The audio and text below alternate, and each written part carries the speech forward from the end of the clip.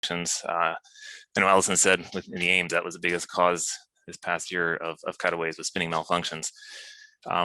So simple solution for that is, tie your risers together. It's a 3-ringer at the link, keeps your risers even, is how it goes in, how it comes out. My next point is about the lines. So, and a saying I really like, I learned like 25 years ago or something from Joe Chow, for those who know him. He said, when you're packing, you don't pack the canopy, you're packing the lines. And there's a lot of truth to that. If your lines are straight and clear and all up the center of the pack job and under tension, all that fluffy nylon around the outside of it is, not so critical as if your lines are where they should be. You get that line over when the line isn't where it should be. You get a tension knot when the lines are not under tension or not nice and clear. So pack the lines straight, the straight and clear, keep them under tension, and right up the center of the pack job. Fabric on the outside, lines on the inside. And nice and as symmetrical as you can going into the bag. I know if you're fairly new to packing and you got a brand new 0P canopy, it gets a little messy, but you do what you can. Another key point, and this is one a lot of people don't realize, the slider position. When you're packing, we always talk about, okay, quartering the slider, but slider all the way up against the stops. If you look on your canopy, right at the bottom of the stabilizers, there's a little hard piece of something sewn into that stabilizer to stop the to stop the slider from going too far up the canopy. You want your slider grommets to be right up against those stops. If your canopy comes out of the bag with the slider already partway down the lines, even if it's 2 or 3 inches, it lets the canopy spread out a bit wider, starts inflating faster, gives you hard openings. And that slider up against the stops means that you got to keep it there while you're S-folding the canopy and shoving that slippery thing into the bag, which can be a little tricky sometimes. But keep your knee on it, and rolling the tail is one of the biggest things that will help you keep it in place. So when you're rolling the tail, I like to roll it right up top where the lines are. You get a nice tight roll, help keep your slider in place. So pay attention to that when you're packing. Next time you pack, once you get it S-folded and in the bag, look down to see where your slider grommets are. It's pretty common, you'll see people packing and you can see this much of their slider and the grommet sticking out of the cocoon and sneaking down the lines. So if you can keep that right up against the stops, that's going to help. Next thing is your line stows. So as tidy as you can. Again, usual recommendation is 2 to 3 inches for line stows. And here's a key one that this is one of my pet peeves is elastics. And I used to be really bad for this. Is you see this all the time. Somebody's, you got that elastic band that's just on the verge of breaking. You're like, oh, if I'm really careful, I can get that line stow through without breaking it and not have to change it for one more pack job. Everybody does that. I don't do it anymore. I used to do it all the time. The purpose of the elastic is not to keep the lines in place while you pack it, is to keep the lines in place while the canopy deploys. So if you just barely made it in and it's just on the verge of breaking when you're packing it, as soon as the bag starts lifting off your back, that elastic's going to break. It's going to dump those lines everywhere. Now you got lines going everywhere on your back and your burble, potentially wrapping around a closing flap or another bite of line stows. Most of the time you get away with it, but if that elastic's just about to break, it's basically may as well already be broken. So cut it off, put a new one on. Last big one, caulking your pilot chute. And I'm going to share, where did it go? I got to find the right photo here. There we go. I'm just going to share a photo about how do you know when your pilot chute is actually properly caulked. And I see all sorts of different ways. All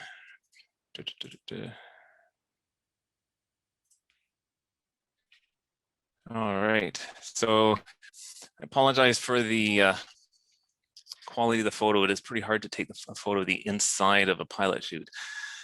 If you look at your pilot chute, you've got, I don't know if people can see my mouse pointer or not, but down the center, you've got 2 white like limiter tapes. and then the kill line is right down the center. So when you've cocked your pilot chute, if you put just a bit of tension on the pilot chute handle, those tapes will be under tension, as you can see in this photo. If you look on the right-hand side, this photo, you can see these tapes have slack in them. They're running down here, and the kill line is up the center under tension. So that's how you can tell. I mean, you can look at the color in the window, but kill line strength, things get out of calibration.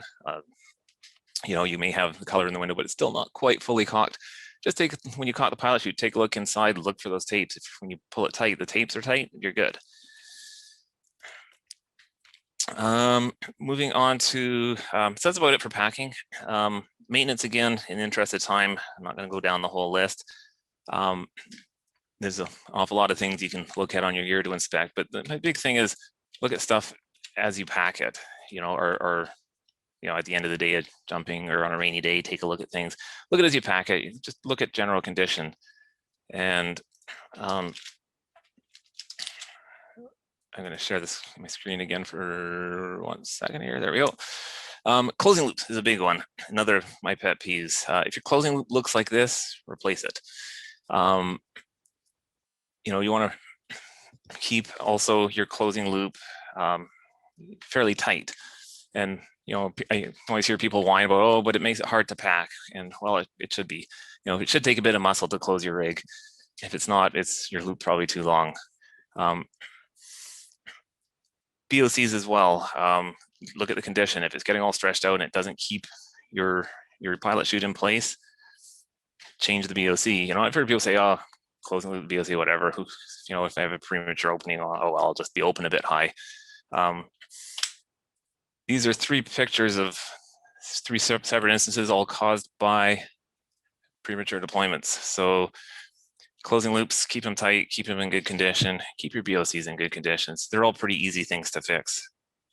Your lines, especially your steering lines, get pretty fuzzy because they're going through, where they run up and down through that guide ring.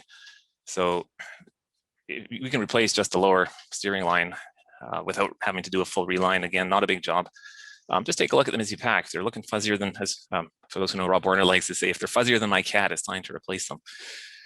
And that includes the soft links. Your soft links, the old metal repeat links don't really have this problem, but the soft links that everybody has now, or most people have, they wear.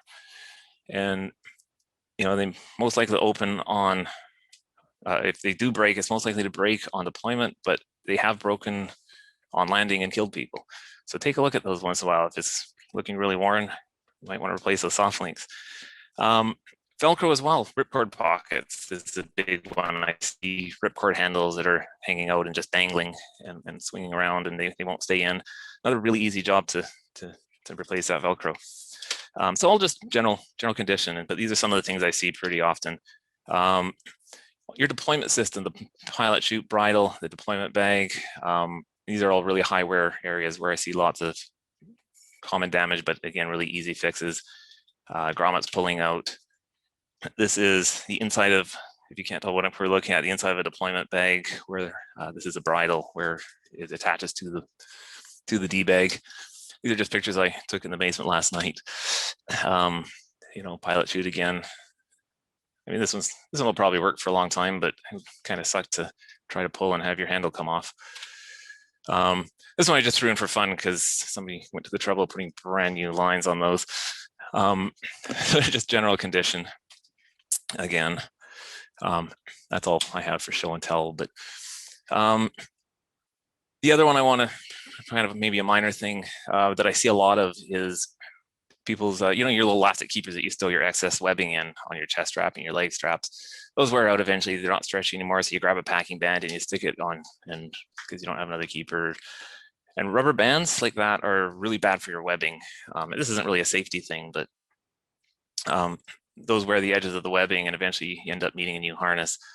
So, they do for a pinch, in a pinch to get you through the weekend, or a couple weekends. But if you have those on there for 3 years, find some proper keepers and keep your gear in better shape for a lot longer. That's about all I have for, I think I'm just over by about a minute. Sorry, Allison. does anybody have questions? All right, so this is where it gets fun. Does anyone have a question? And if you have a question, I'll just get you to put on the reactions. It says put your hand up. And if I, for some reason, I'm not seeing you, just put your video on and wave frantically. Right now, I'm not seeing anybody with any questions. I must have put everyone to sleep. Oh, all right. There's a couple. No, it's all good. That was awesome. Paige. Oh, now I got John Davies, Paul. Okay, so bear with me here. John Davies, I am going to ask you first, and then I've got, I just got a whole bunch of people. And the timer going off. Okay, bear with me. John, I'm gonna get you on here.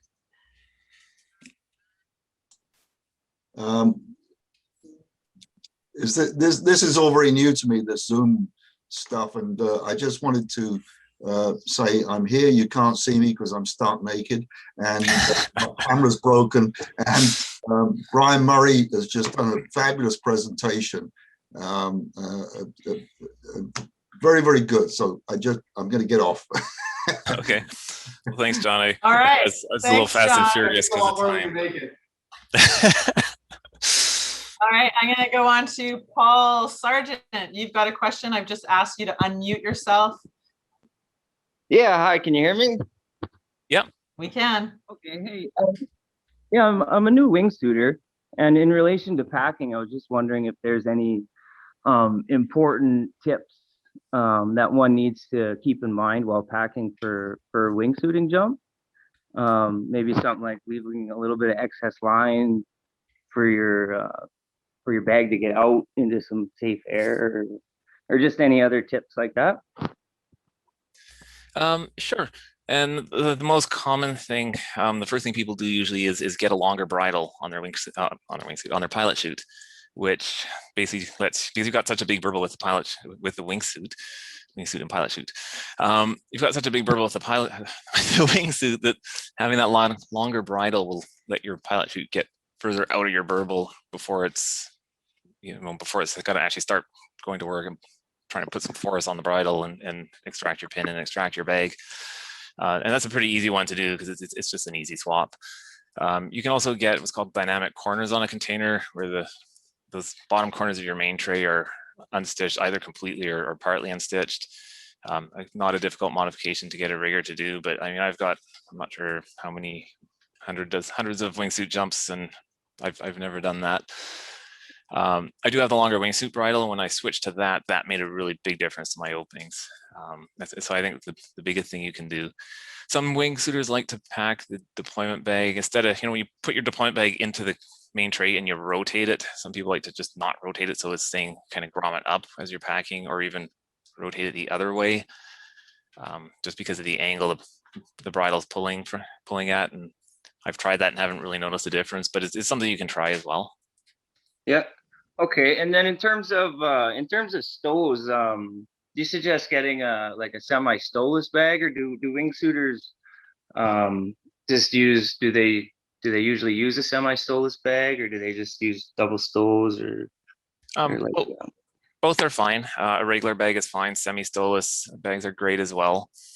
I know they're getting pretty popular these days. And the nice thing about the semi-stowless is you don't have the stows on either side, which as they release, the bag kind of tends to start rocking a bit. Everything's just paying up from the center. So some people say they get cleaner openings. I made myself a semi-stowless bag and didn't really notice a difference, but either is fine for wingsuiting. Okay, thanks. Thanks, Paul. I'm going to put you on mute again. And just so you know, Paul and any other wingsuiters, there is a safety seminar series that we're actually hosting. We'll talk about it a bit later. And one of those is for wingsuit specific disciplines. So Paul, I'll just ask you to hit the icon that says lower hand, then you're not there. Nick, Mr. Nick, I'm going to go over to you for a question. Very quickly, Brian, if you could quickly answer in maybe like 20 words or less, how do I know when I should change my lines? Okay, when you should change your lines.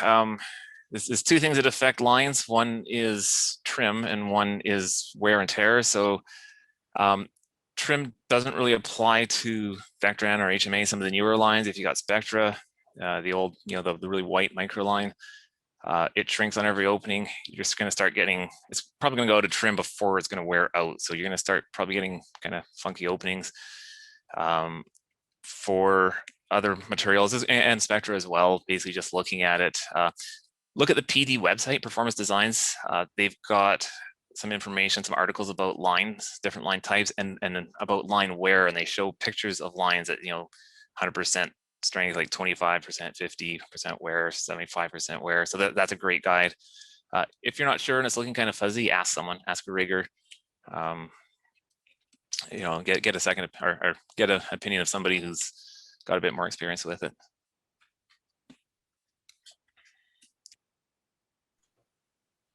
Awesome. Nick, I'm going to throw you onto mute, and if you don't mind lowering your hand, and I did it for him. have Monica. Oh, there you go.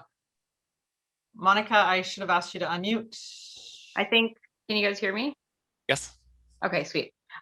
So packing pilot chutes, I just have a question about that because I've seen several different methods of packing pilot chutes.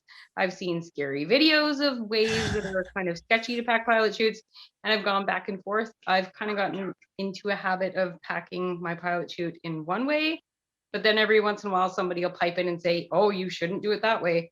So Brian Murray, I trust you with my life. You pack my reserve. I would like to know how Brian Murray packs his pilot chutes. I just stuff it in like a sleeping bag in a stuff sack. Sweet. No, I don't do that. This would be a much easier one to do in person than on Zoom, or if I had a rig here. I don't really have a rig with me to demonstrate. There's a lot of different ways of packing a pilot chute. Ultimately, there's not that much that can go wrong other than having the bridle half hitch around the pilot chute, like around the handle especially. I had that happen on a night jump, by the way. It's a great story. So, that's the one thing I would watch for is, however you're packing it, just where does your bridle come out of the pilot chute, and are you at risk of having like a loop of bridle sticking? If it comes loose a bit, are you reaching through that loop and pulling the pilot chute through that and half hitching it? Other than that, trying to do this on Zoom without a gear to demonstrate on, I'm not sure what else to say about it. But you can't really get like a line over or something on a pilot chute, or I hope that answers the question. Okay. Cool. Brian will be at the drop zone lots, Monica, so you can get him to show you then. All right, so I thank you very much, Brian. That is all the questions in hand. If anyone thinks of questions afterwards, by all means, you can construct them. I have no problem getting these out to people, and I'm sure they would happily respond. So Brian, I am going to mute you now. Thank you very much.